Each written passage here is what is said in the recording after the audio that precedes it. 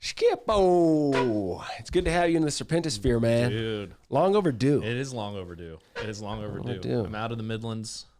Yeah, God bless. You're fucking traveling, dude. So Jocelyn was like, "You're going to St. Louis, right?" And I'm like, "Yeah, I definitely want to go. Gotta go. Yeah. If this thing happens."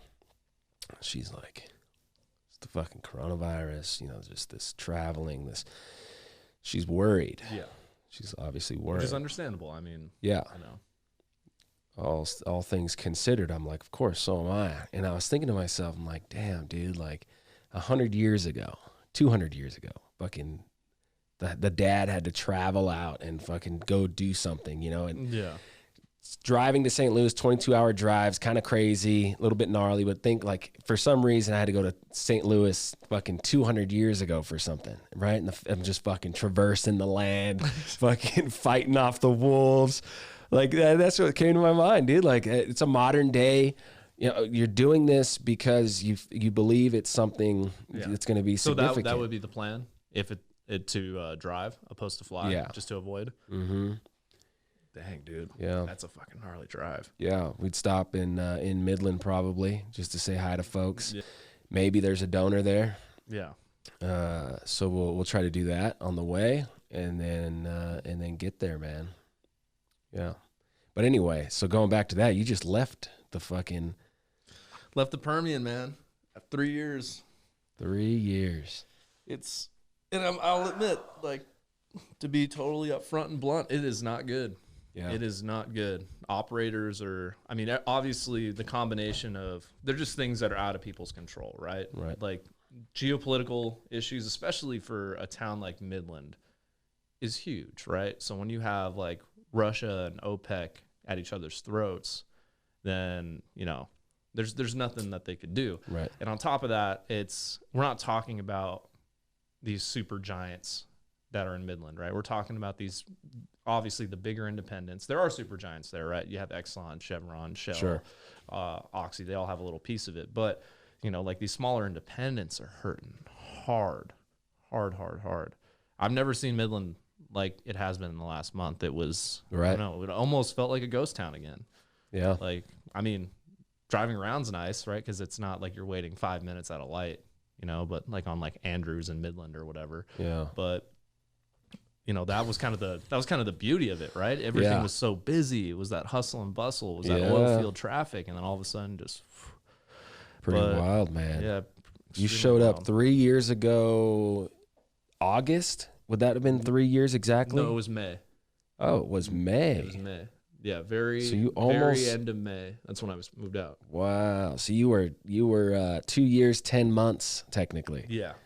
Yeah, so I say 3 because 3 sounds way better. 2017 May. Yeah. Wow. That's when you showed up and fucking you were ready to take on the Permian. Oh, man.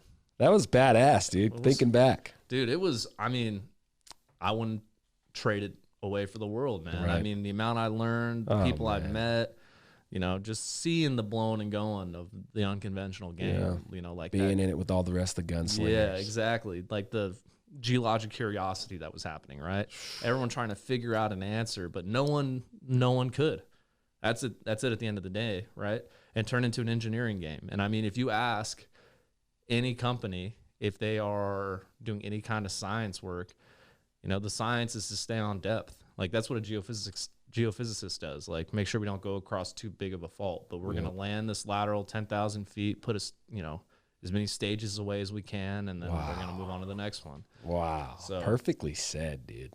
Yeah. Perfectly said. And I showed up in 2014, right? The summer of 2014, $90-something oil. 96, something like that, 97. Yeah, so you witnessed the major bust. Yeah. And then in 1 year from that time, it got to 27, I think, 20, maybe even 26. What's today's prices essentially? Yeah. What is the price today? But that drop is way more dramatic than what I saw, right? It was $70. So what, last year around this time? Let's take a look. $22. Oh shit. Crude oil prices today. This isn't like the funnest podcast if you're listening in. I'm not going to lie, but this is the reality of the business we work in. It's just, this is something that happens, and it's extremely unfortunate, but I want to see the timeline on WTI. dude, it was 30 a couple days ago. It was 27 yesterday. Holy shit, dude. So that's equivalent to... yeah, so look, I think over there, May this time last year was almost $70, right? It was like 60, 65. 65. Yeah. Dude, that is officially... I guess if you like go back to the early 90s when it dropped to $9 or some shit, that's like, I think 16 equivalent to today. Mm-hmm. So we are really close to... What's crazy too is like the stocks for these companies and how low they're all at all-time lows. Like Apache is less than $5 a share. I think it was trading at like $4.75 yesterday, and the lowest Apache's ever been was $12 a share. I think it was back in like 2001, 2002. Don't quote me on that, but it's insane, absolutely insane. Wow. Yeah. So Exxon's about trading what it was yesterday, mid-30s. Oxy's at $10. Oh shit. So somebody said something on LinkedIn the other day about Chevron now can buy both Oxy and Anadarko for less than what Oxy bought Anadarko for. What a move, man. Hey, Oxy was playing checkers, Chevron's playing chess. Hey, Skippo dropping it. No, but at the end of the day, dude, that is crazy to think about. Crazy. And this is what kind of worries me too, right? Because we know because there's been talks of, these super majors buying out these larger independents, right? And it's turning more into that monopoly again, right? Which is not good, in my opinion. No, right? Because, when you begin to monopolize, that breeds ignorance in the industry and reduces innovation, right? You can say there's a research lab and that, but what breeds like innovation? Competition. That's right. Right. And I mean, offshore, I've like you and me, I don't think we can really have a fair shake as far as like, the geopolitical issues that go on working, international offshore. But as far as domestically, that's the last thing I want to see is, all these companies that I know for a fact have great internal research teams and, they're doing awesome stuff. All of a sudden now they're swallowed into a culture or something that, it just slows the pace of progress, especially in unconventionals. That's like the last thing we want. Sheesh, dude. Scary times, man. Wild times. That's what I keep saying. Yeah, wild times. Wild times. People are going to obviously break through and really win on the other side of this. And that's kind of where I focus my time and attention, because it's, where hope resides. There's no, there's no hope in the weeds of all of this stuff. So how do we get out? It's through a new geologic perspective, in my opinion, obviously. And I think you would agree. And so we just work with that. This is a report. The only thing that came out of the Permian in the report was Ring Energy to seize an 18-well drilling program. Good idea. That's a good idea. To seize an 18-well drilling program. Smart. You're doing it right, Ring. Ring, dude. That's a big platform player. Yeah. So what I'm interested in is, I know rig counts are dropping, right? But, and I'm assuming DUCs are going to increase exponentially right now. But if there are any teams out there completing, do some wild stuff. Do some stuff where, you put some stages away and, you let them sit and you see what happens. You know what I mean? Dude, I guess somebody went out recently to Permian Basin section of the SEPM. The lady gave a presentation talking about how they the operator drilled and completed the wells, and then something happened with lease lines or something happened with the land team, and the railroad commission was like, you did something wrong. You need to fix some things before you can produce this well. Yeah. So they got whatever that was, right? 30, 40 stages put away in this horizontal, and they couldn't produce it. Yeah. So then they're fighting the land battles, and they finally went to producing, and supposedly what happened was amazing. This thing fucking was a badass well. Are we surprised? No. Right? Not at all. Not at all. Not even a little bit. Not in the slightest Yep. am I surprised that well, it probably outproduced the other ones in the area too. I bet. I bet it pressured up way higher. Yep. And I bet there were some magical things going on. Yep. But decline curve looked a lot different. There was an anomaly in the results. yeah. And so I asked a friend of mine, what was their interpretation of what happened? And it was that the reservoir clays soaked up the water from the fracs, and in return pushed a lot more oil and a lot more gas out of the system. In a smectite reservoir? I don't know, just the clays. I was going to say, well, I mean, that's the most important part. What clays? You can't just say clays swell. Like, are we talking like Play-Doh, or are we talking, you know what I mean? I don't know, man. I said, oh, that's an interesting thing. So I don't want to say that's a bad interpretation, but that's a bad interpretation.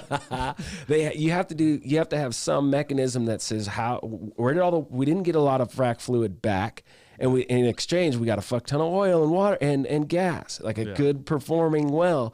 And so what happened? Well, the clays sucked up the irreducible water, fucking curve, like expanded and grew, and the clays did this magical thing. So much magic. So much magic. I need some of those magical clays. Please find them for me and show me. They're everywhere. Yeah. It's the Permian Basin. That's why it exists. So you're telling me if I had, let's just say a battery, right? Filled with produced fluid. So oil, water, whatever. And I threw the magical clays in it. The magical clays would separate the oil and the water out.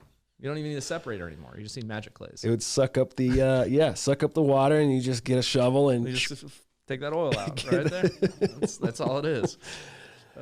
It was, so you're right. You're right. It's an exciting time for people that actually have the money and the ability to do something different, and the ability to attack what their plans are. Yeah.